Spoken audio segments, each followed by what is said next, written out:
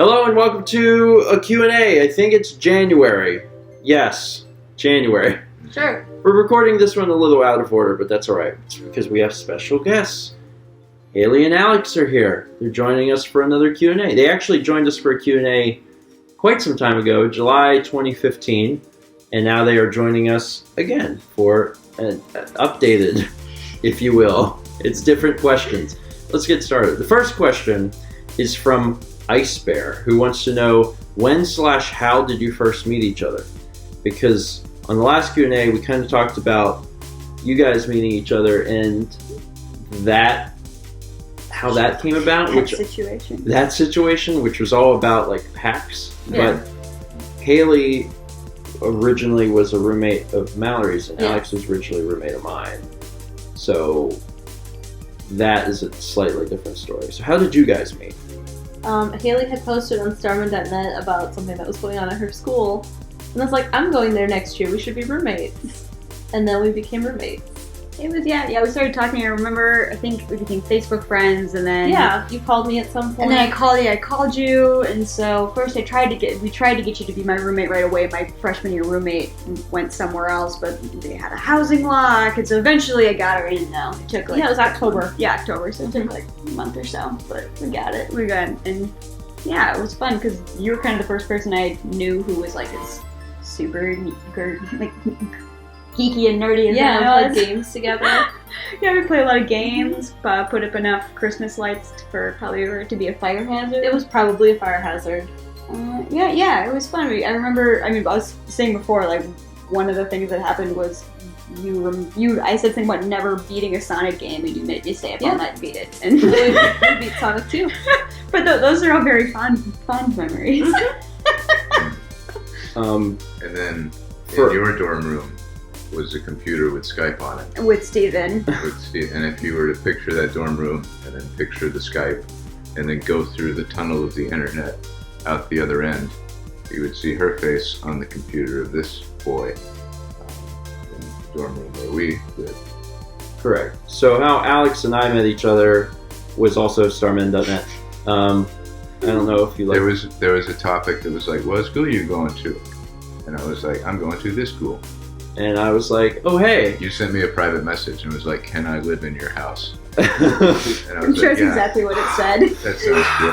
No, the freshman year dorm at SCAD that we chose was a 3-person dorm. So it was, by default, it's you and 2 randomly chosen people. Yeah, so we just decided better than some random guy. Yeah, because we at least had Earthbound in common. Yeah. You like one thing. So it's 2 of us and Ian, who turned out to be a really cool guy. Aww. What? It's the nicest thing you've ever said. Yeah. Ever. I've been keeping track in my little notebook.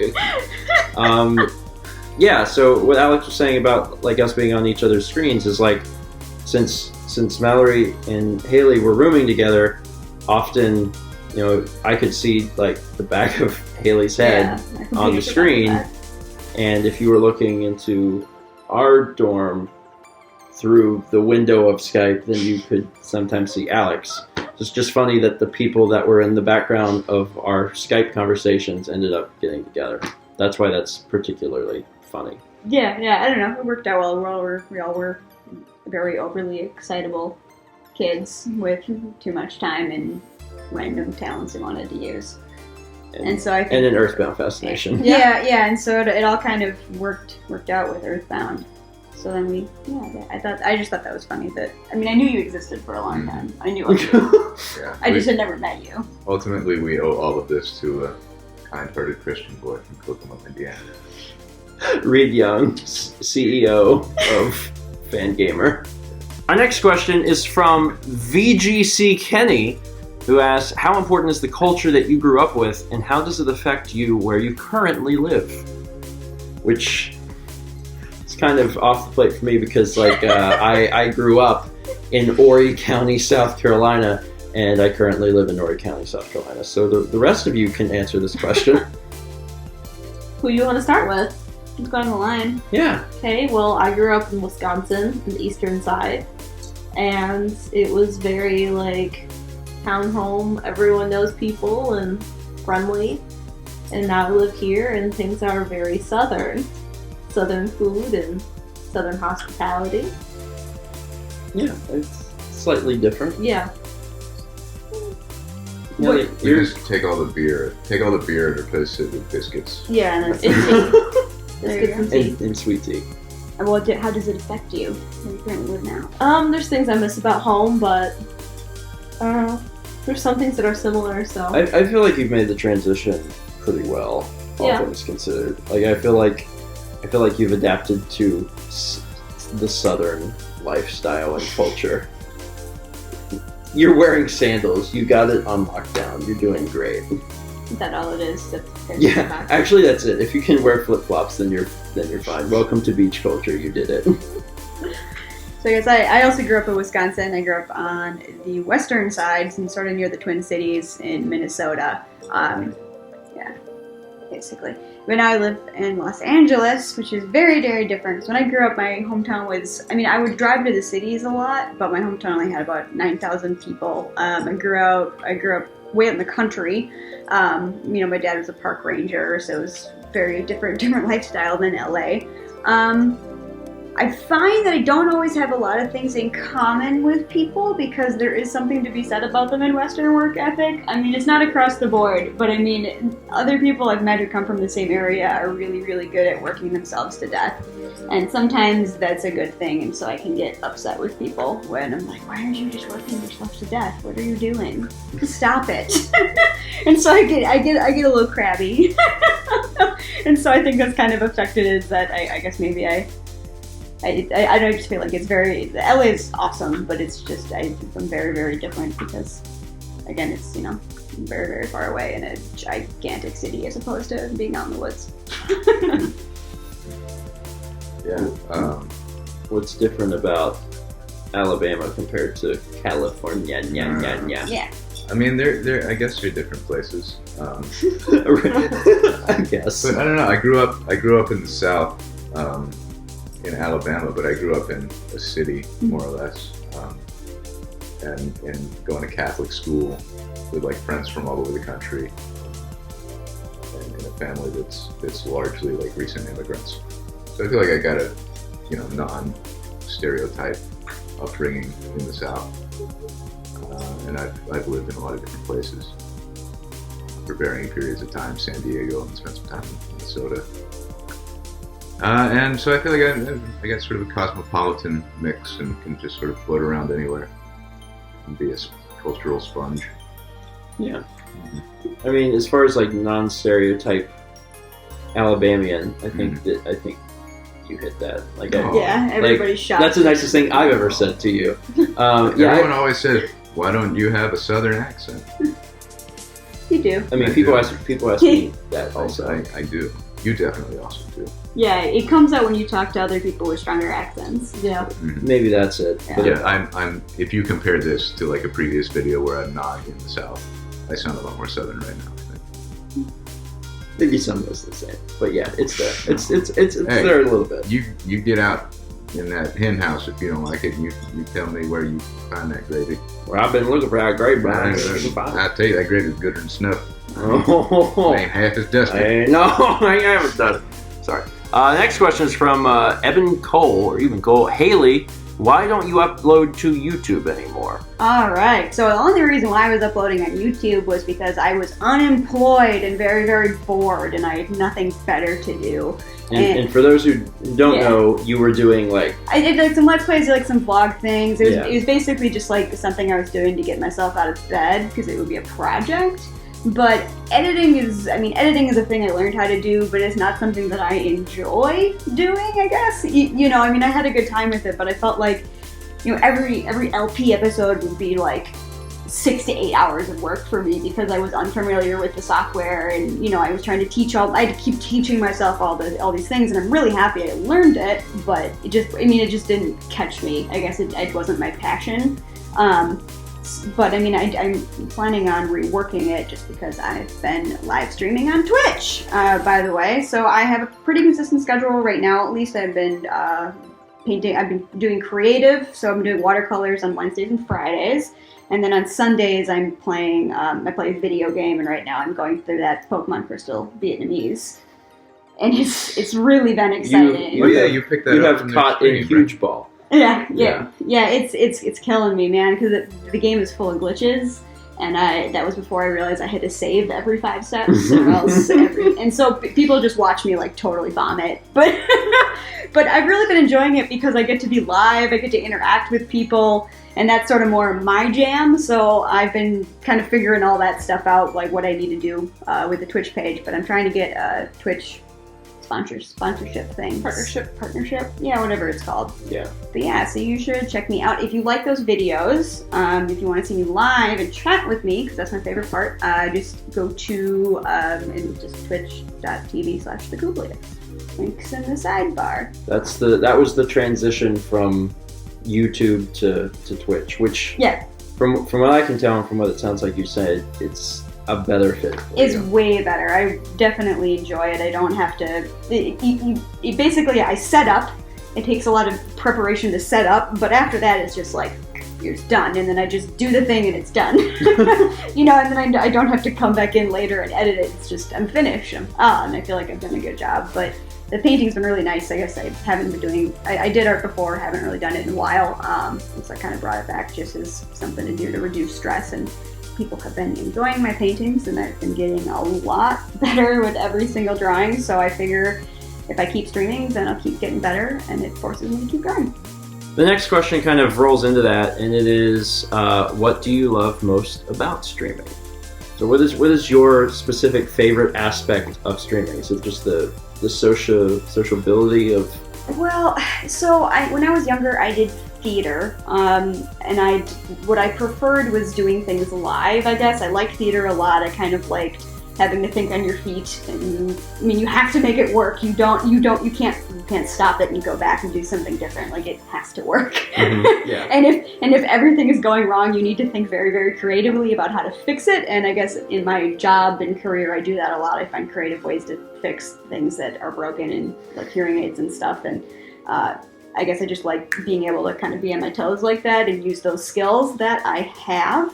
I kind of like being able to take people along with me on my art journey, I guess. People have been getting better with me. People have been drawing at the same time I'm drawing, and I allow links and stuff so people post their art, and it's turned like kind of a really supportive beginning artist community a little bit, because people try drawing Pokemon themselves. Or just draw anything, and I said, I don't care if you're drawing. If you're drawing at the same time I'm doing something, post it. I want to see it. And yeah, I like that. I kind of like the instant feedback too, and it's sort of like live TV. You have a dashboard up, and you need to keep track of followers and try to see who's watching and how long they're watching for. And I don't know. I kind of like how it's live, and I think best on my feet. I don't think best if I sit there and think about it for a long time. No, I agree. The amount of streaming that you've done compared to the amount of streaming we've done is wildly different, because you're doing it like a few times a week. Mm-hmm. Mal and I stream annually. We might stream more soon. We'll see. But we do it annually, and I like the aspect of having to think quick on your feet, because when I'm making a video, if I screw something up, it doesn't matter. Like, it's like, sometimes, especially like if I'm ending an episode and I'm like, well, thank you guys for watching, and I like trip over a word, thanks for Bob, and it just doesn't matter, because I can cut it up and move my words around wherever I want. I can be editing in post and being like, oh, I should have said something about this important aspect of the game, so then I can just insert it. So like, it's nice to be able to do streaming, because then that aspect is gone, and you really are forced to roll with the punches even more and kind of practice improvisation. Yeah, I did comedy improv and stuff like that, so that was a fun thing. Is that going to be bad? It's probably going to be strange and loud. Fun. Yeah, actually, this will be... I was just going to say, this whole little setup is probably bizarre. The camera is different and the mic is different, because things are still set up for Mal, because she's in mid-painting, but we wanted to do this Q&A. So now that we're like a few minutes into this and everyone's like, this looks and sounds really different, that's why. Now No one noticed. I guarantee you. No one was thinking. We'll see. You don't know anything. If about you didn't people know on the this, internet. if you didn't know this, let us know. But if you did know this, let us know, because Alex and I will turn anything into a fight. There you go. I bet you $30. No, I'm not doing this. I have to mentally prepare and, well, physically prepare my wallet for losing money in February, so I don't really want to lose more money. The next question. Ooh, Alabama's national championships. I'll put it The next question is from JERARD MAN, who asks, do you miss college and being together? So, like, so you guys room together, we room together. There's things I miss about college, but mostly it's being able to like hang out and have a lot of free time. Yeah. College, I always felt like I kind of hit the ground running. At Stout, I had a little bit more free time. I only kind of worked one job, and I would work early in the mornings. But when I transferred, it was basically just working all the time, just pure exhaustion. I mean, I've never been as exhausted as I have in college. Like, college was there's my Midwestern work ethic. I just was working myself directly into the ground as hard as I could. And so it's fun to hang out, but now we get to hang out and I don't have a homework thing waiting, but I don't have a paper I'm supposed to be writing right now. I mean, do you miss college? And like, I wouldn't go back to college. Yeah, that's how I for feel. a million years. It was fun. I liked it. I liked, being in one place with all my friends and being able to hang out all the time. And just academically or professionally, career-wise, just having like a blank space to just be able to work on whatever I wanted to work on with no like real-world implications aside from like deadlines. I mean, anytime. But no, I'm happy to be out of college. Anytime anyone asks me this question, 28-year-old adult. my first response is no. Mm-hmm. Do you miss college? No.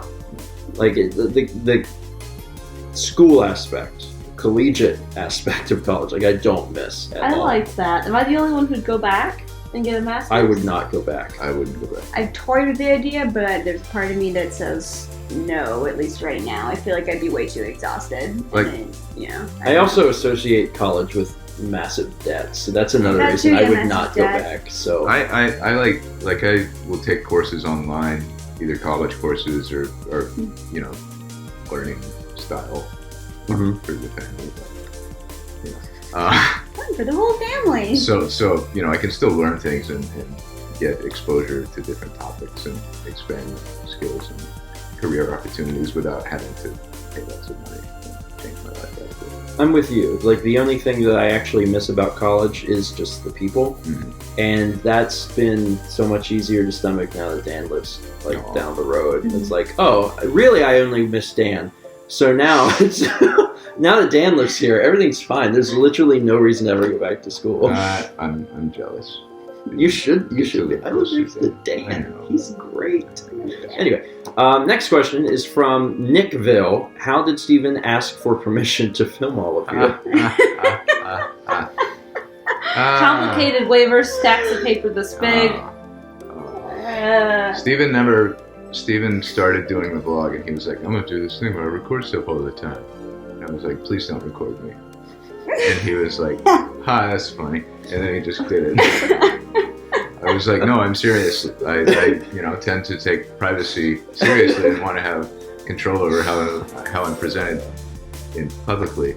And he was like, What do you want to be on YouTube? Stephen has no concept of like shame or anything. Just None. is his truest self, living to his fullest potential every day with nothing to hide and no secrets.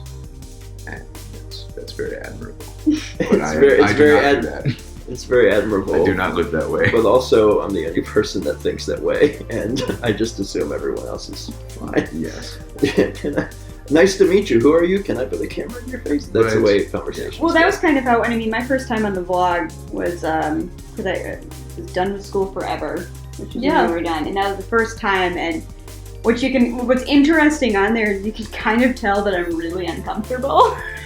Like, now I don't really care anymore because I figure if I'm really embarrassing, I'll edit it out.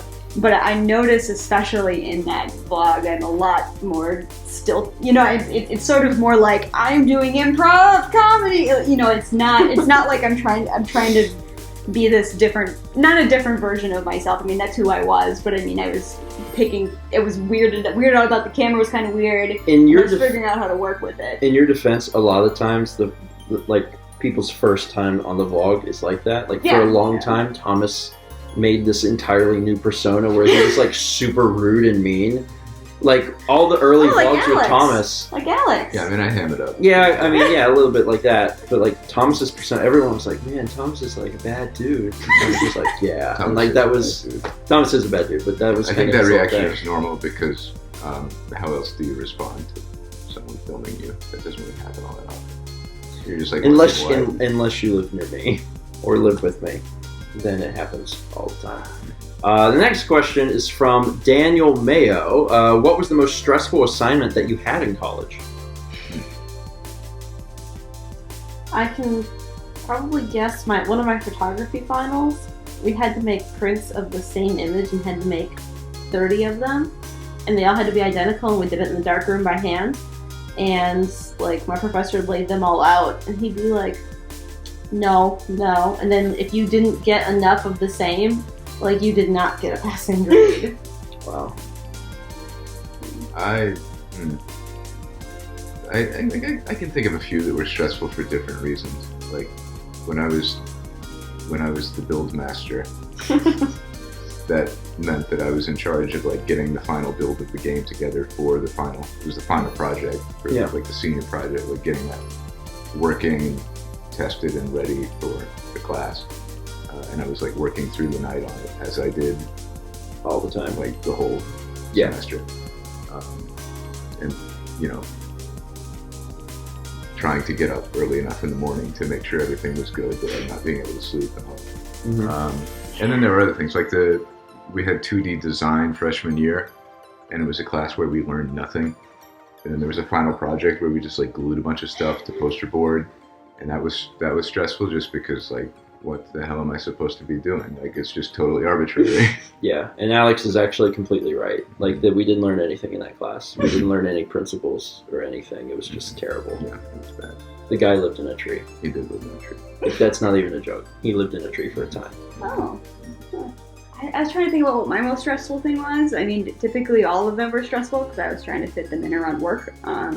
What about the time your hard drive died at midnight? That was a bummer. But the thing is, I just backed up my hard drive. Okay. I got a hard drive for Christmas, and I just backed it up, and then my hard drive died. But I think the most stressful project I had was I was an advertising minor, and I had to take this class that was like, look at all these statistics about people who buy things, and then we had to like do all this math, and I had to work in this group, and we worked on it throughout the semester, but it was one of those things that no matter what, we were going to have to stay up for 2 days in a row to finish this big book about Sonic and like marketing it in different areas and like why you'd market it in that area and all of this math, and that was really stressful because that was I didn't care about it. Like this was nothing that I cared about, and I had to work with a bunch of people, and it was kind of hard to line up schedules. I think that was probably my worst one.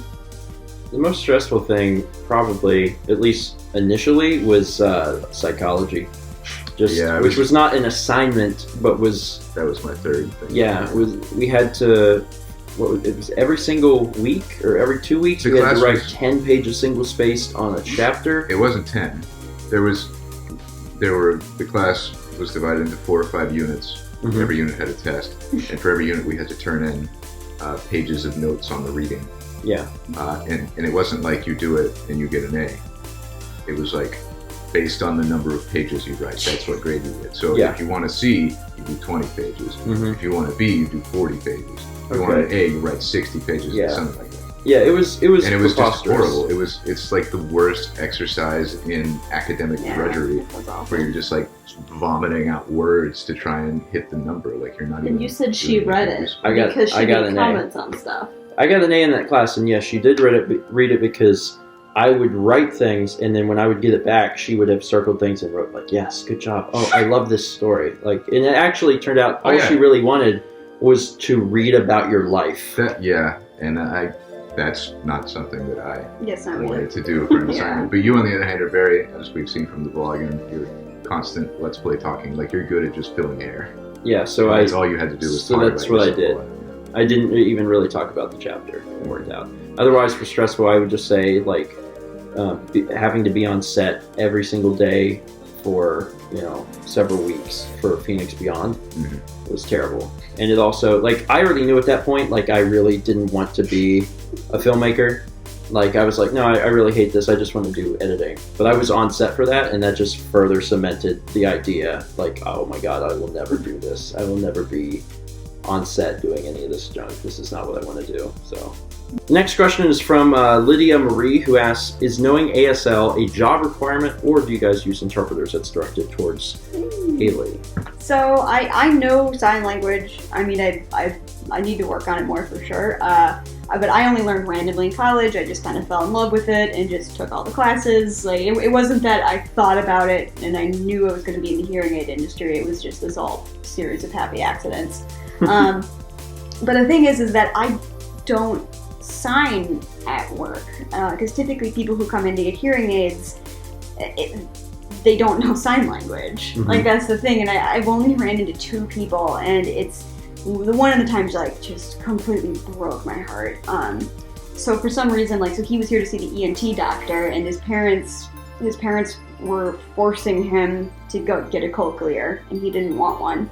And they were forcing him to get it, and he was just staying dead silent. And the doctor came out, and she said, oh, Hayley signs, Hayley signs. And I was like, oh, like, I'm sorry, I didn't know. I would have signed with you otherwise. And he's like, I can't do it. My parents hate it. They say I can't sign. And he was like my age, like he wasn't a kid. And it was just like really heartbreaking. And so, I mean, that's the thing. I typically don't run into deaf people all that often. If we did have somebody come in, I would absolutely 100% insist on an interpreter. I refuse to be used as an interpreter. I am happy to help. I am happy to be a host. I am not certified. And something especially like a medical situation like that is you need to have a medical interpreter. And it's irritating as people just go, well, Hayley knows some signs, she'll be fine. And yeah, I can have a conversation, but I can't talk with them about their health. Yeah. And they don't know anything about me, and maybe I'm going to misunderstand something, and I don't want to have that pressure on me. So I absolutely refuse it. I refuse, if anybody ever asks it, I say, no, you pay a real interpreter. Because I think Lydia, you said that maybe you're in classes right now with the interpreter. I took a couple because I was thinking about it myself too.